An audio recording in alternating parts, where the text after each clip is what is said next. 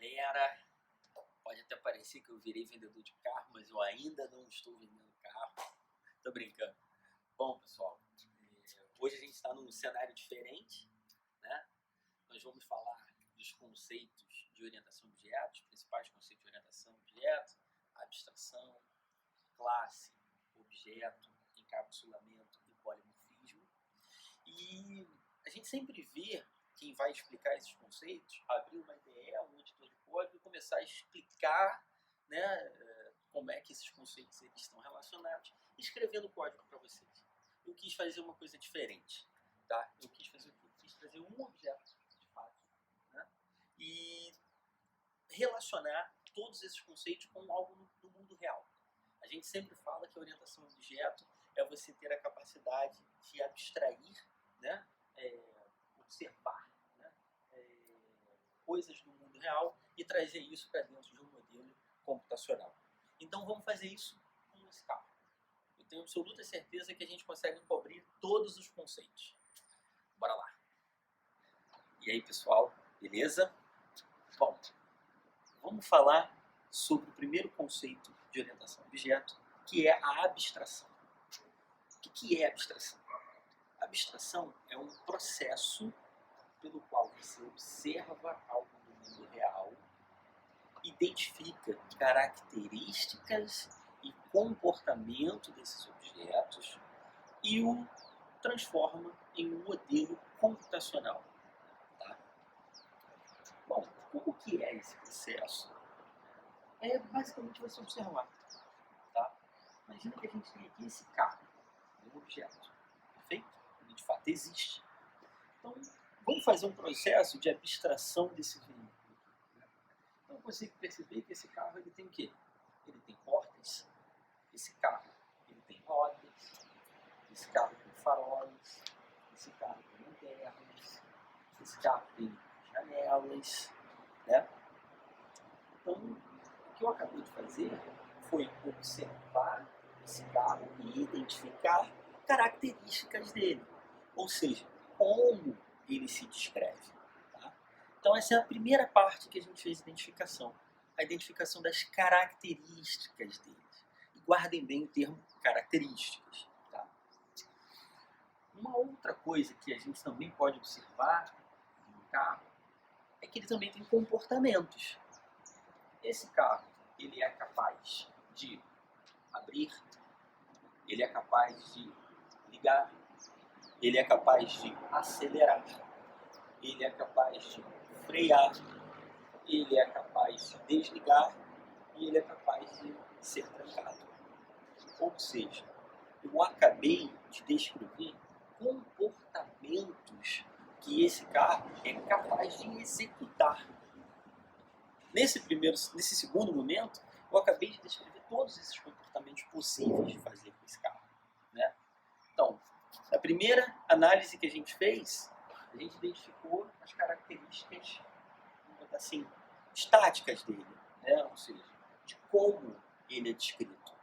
Em segunda análise, a gente olhou e identificou o que esse carro é capaz de fazer, os comportamentos esperados por ele. Tá? Então, a abstração nada mais é do que isso. Esse processo de você observar algo e identificar características e comportamentos. O que é um carro e o que ele é capaz de fazer. Tá? Descrição, comportamento. Esse conjunto ele vai ser definido dentro de um modelo. Tá? E esse modelinho é o próximo conceito que nós vamos falar, que é o conceito de classe. Vamos entender o que é uma classe. Bom, pessoal, vamos falar agora sobre classe. A gente acabou de ver uma explicação sobre o que é uma abstração. Um processo no qual você observa algo no mundo real e extrai dele características e comportamentos. Uma vez que você extrai as características e comportamentos de um determinado objeto, você tem que colocar isso em algum lugar. Né? Há esse componente dentro da orientação a objeto, onde nós colocamos as características e os comportamentos. Eu detesto matar bichinho, tá? Desculpa, voltando. Então, o local aonde a gente vai armazenar, né, essa descrição das características e comportamentos de um objeto no mundo real, na orientação a objeto, ele se chama classe. Tá? A classe, ela basicamente tem três partes. A primeira parte, que é o nome, né, que é o nome do objeto que você está descrevendo. A segunda parte que ela tem é onde você coloca ali os atributos. Os atributos, entendam que são as características que você extraiu daquele teu objeto. No exemplo que a gente usou, portas, rodas, faróis, vidros, e por aí vai. Né? E a terceira parte de uma classe, e a última, ela tem os métodos. Tá? Os métodos são os comportamentos que aquele objeto é capaz de executar. No nosso exemplo, nós falamos trancar, nós falamos abrir, falamos ligar, falamos acelerar, falamos sobre frear, falamos sobre desligar, falamos sobre trancar. Né? Foram esses os principais comportamentos que a gente identificou aqui desse objeto. Então a classe basicamente é isso. A classe ele é o modelo pelo qual os objetos são criados. Fazendo uma analogia, né, com o mundo real, o que seria a classe? A classe seria a especificação técnica que é usada para se fabricar um carro como esse. Tá? Para fabricar um carro como esse, você tem toda uma especificação técnica que descreve tudo que esse carro tem. Tá? A classe, basicamente, ela é isso. Tá? O modelo computacional. Ela vai ter lá a descrição de tudo que esse carro tem, aonde a fábrica vai poder olhar para aquela especificação e criar um carro desse aqui. Exatamente com as mesmas características, exatamente com os mesmos comportamentos. Tá? E a partir daquele modelo, daquela especificação, é capaz de criar milhares de carros iguais a esse. Tá? Então, basicamente, a classe é isso. Quando a gente estiver fazendo código, que a gente vai fazer um códigozinho mostrando todos esses conceitos e por aí vai, vocês vão ter mais detalhes sobre questões de escopo, de variáveis que uma determinada classe pode ter, os tipos de visibilidade que de uma determinada classe pode ter, e vão falar, obviamente, sobre outros conceitos, né, mais específicos. Tá? Então é isso, pessoal. Isso é uma classe. Olhe para a classe como sendo uma especificação a partir da qual os objetos podem ser criados. No exemplo do carro, você tem a especificação técnica, onde mostra tudo que esse carro aqui tem que ter para que eu possa construí-lo. Beleza? E agora vamos falar sobre, efetivamente, isso que está aqui atrás, que é o objeto de fato. Bom, pessoal, já falamos sobre a abstração, capacidade de observar algo no mundo real, extrair suas características, seus comportamentos. Né? Já falamos sobre classe, que é onde essas características e comportamentos de um determinado objeto elas são reunidas em um modelo único. Né? E agora nós vamos falar sobre objeto de fato. Né? O que é o objeto? O objeto é a materialização. O objeto é a instância de uma classe. O objeto é a construção a partir de um modelo. Quando eu gero um objeto, eu sempre crio ele a partir de uma classe. Tá? No nosso exemplo, a gente falou sobre a especificação técnica, né? Onde esse carro ele foi construído a partir de uma especificação técnica. Só que agora esse carro de fato existe. Né? Eu consigo chegar aqui nesse carro, olhar e identificar todas as características dele, identificar que a cor dele é branca, legal, bacana, e eu consigo ver os comportamentos dele. Eu consigo abrir o carro, ele realmente abre. Eu consigo vir aqui e ligar o veículo. Eu consigo acelerar. Não sei se vai dar muito certo essa aceleração. Pode acelerar o veículo. Eu consigo frear. Eu consigo ligar.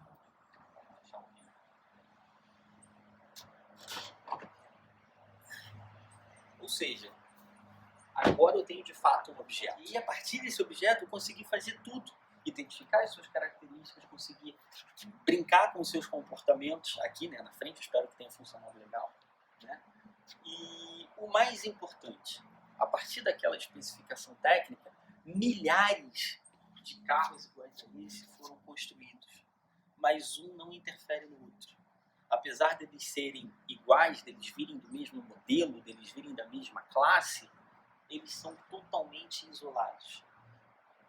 Os milhares de outros carros que existem iguais a esse não influenciam em absolutamente nada o comportamento e a execução deste carro. Tá? Isso é um objeto. Tá?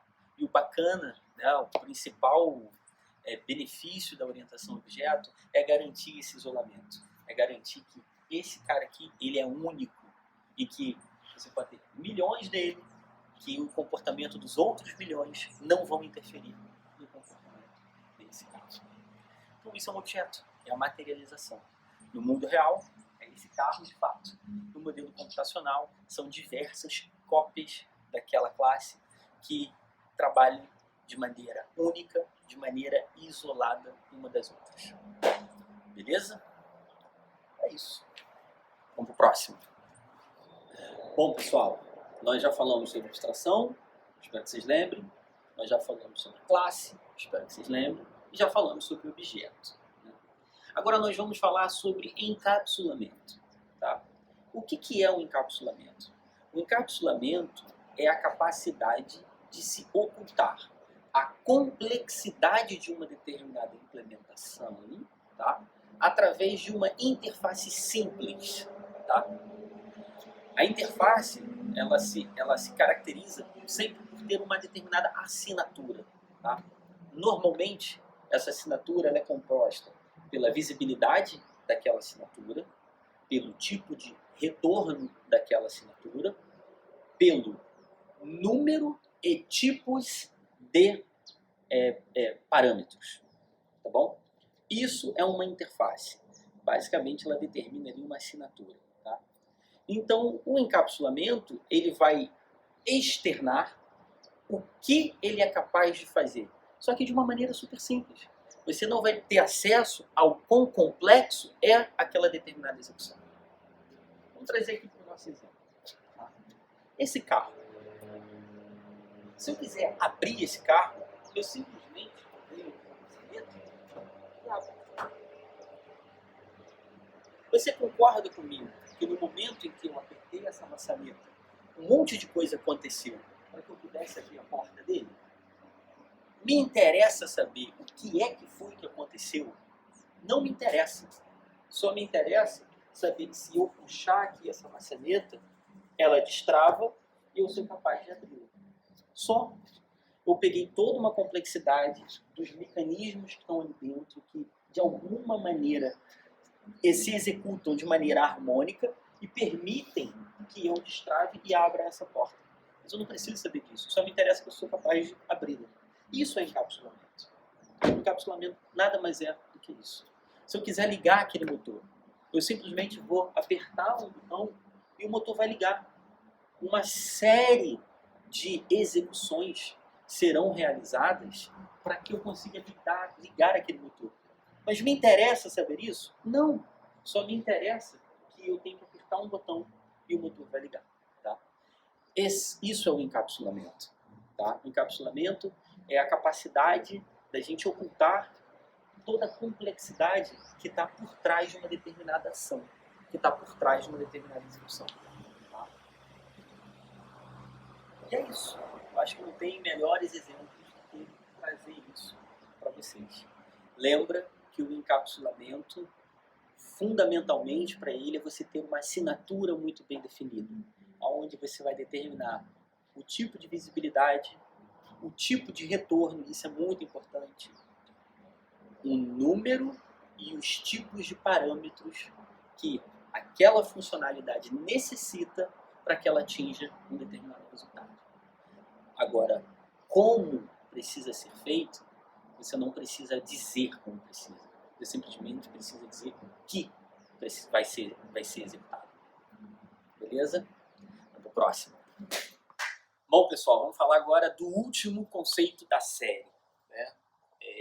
Nós já falamos sobre abstração, já falamos sobre classe, já falamos sobre objeto, já falamos sobre encapsulamento e agora vamos falar sobre polimorfismo. Polimorfismo, para mim, é um dos conceitos mais importantes da orientação a objetos. É o que, de fato, tem um grandiosíssimo diferencial em relação aos outros paradigmas de desenvolvimento. Por quê? Tá? Comportamento polimórfico significa que o mesmo comportamento pode ser executado de diversas maneiras diferentes. Mas o comportamento sempre é o esperado. O resultado tem que ser sempre o que é o esperado. Tá? A maneira de você executar, você pode ter diferentes. Mas o resultado daquela execução sempre tem que ser o mesmo. Tá? Por definição, né, o polimorfismo ele diz que classes especialistas podem executar de maneira diferente um mesmo comportamento da sua classe base, desde que mantenha o mesmo resultado. Tá? Isso é a definição de polimorfismo. E o polimorfismo ele se caracteriza por isso, de maneira mais simples. Posso executar de maneiras diferentes, desde que o comportamento seja mantido, que o resultado daquele comportamento seja mantido. Tá? E por que eu costumo dizer que esse é muito confuso? Tá? Porque a maioria dos desenvolvedores não sabem como implementar isso. Tá? A maioria dos desenvolvedores, eles acabam...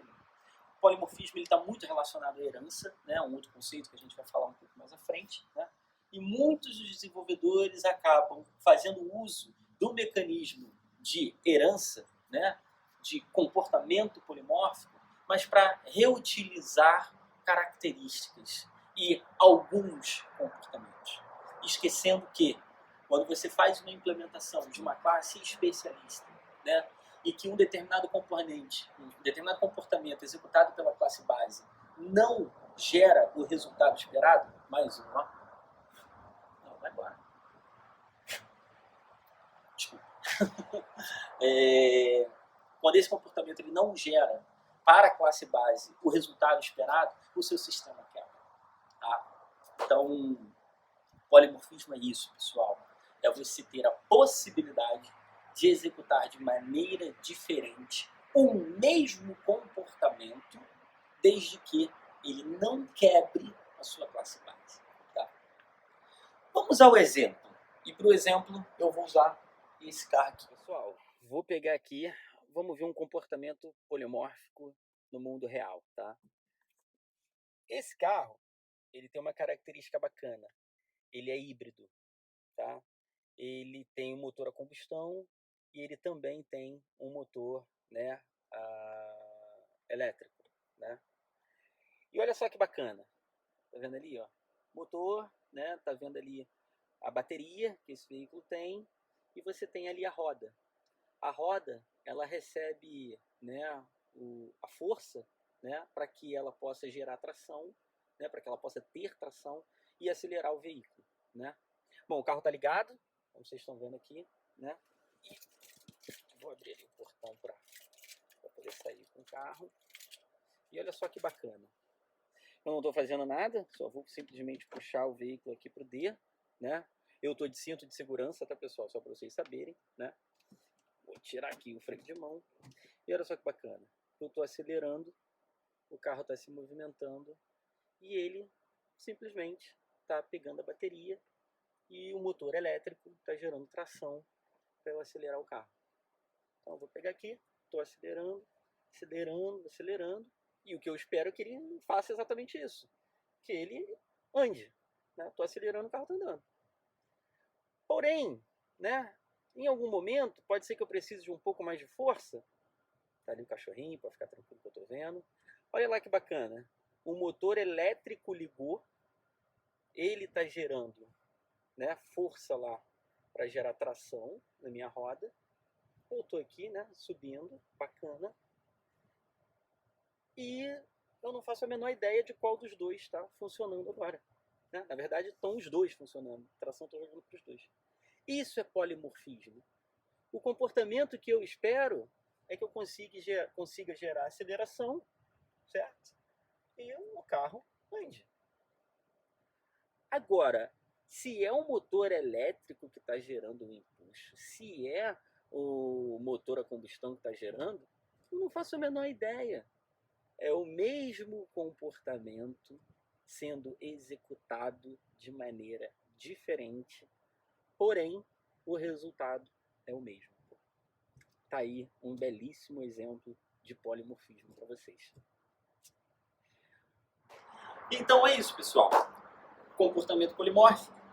Eu simplesmente acelerava, o próprio carro, em algum momento, ele pegava o motor elétrico e em algum momento ele pegava o motor a combustão, né? Mas para mim não interessa. Para mim só interessa saber que eu continuava acelerando, o comportamento que eu esperava dele estava sendo executado, porém esse mesmíssimo comportamento de gerar força, de gerar energia, ele estava sendo executado de duas maneiras diferentes. Por um motor queimando combustível e por um outro pegando a energia que estava armazenada numa bateria e gerando a força necessária para aquela aceleração. Espero que vocês tenham gostado, espero que os exemplos tenham sido bacanas. Eu não quis ficar pegando código, porque todos esses conceitos todo mundo só mostra com código e ninguém faz uma analogia bacana com o mundo real, né? A partir de agora a gente vai falar de mais alguns conceitos um pouco mais a fundo, né? E a partir de agora, pessoal, um pouquinho mais de código para vocês verem isso aqui tudo, de fato, no modelo computacional. Até a próxima!